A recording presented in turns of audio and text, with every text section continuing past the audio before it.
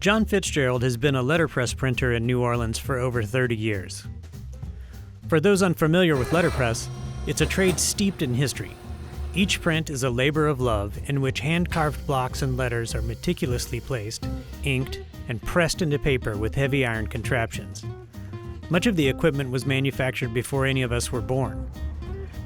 I like it. John is part of a small handful of devotees that have kept letterpress printing alive through the digital revolution. It's not without reason.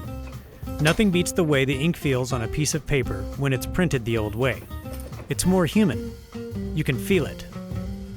In addition to countless posters, wedding invitations, and business cards, John has printed an inspiring array of social justice prints and an impressive collection of his own beautiful art.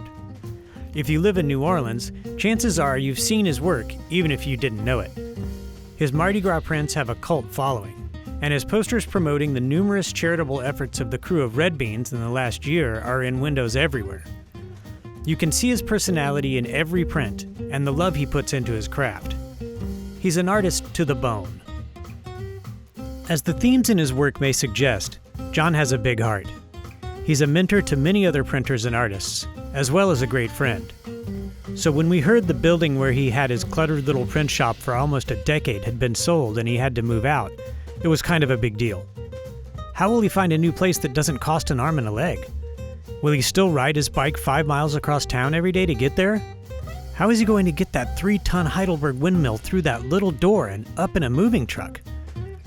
Big cast iron presses are incredibly heavy and surprisingly fragile, and much of the type is made of lead.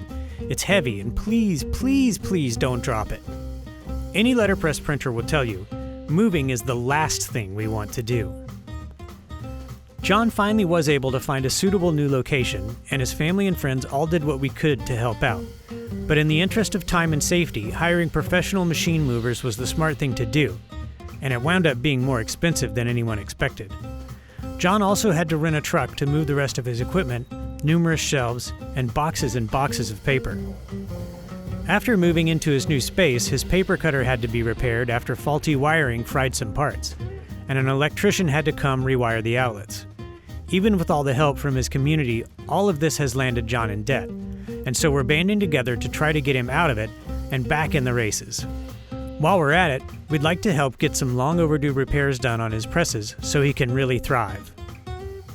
John Fitzgerald is a New Orleans treasure, and our goal with this campaign is to be sure he can continue to make unique, meaningful contributions to our culture for years to come.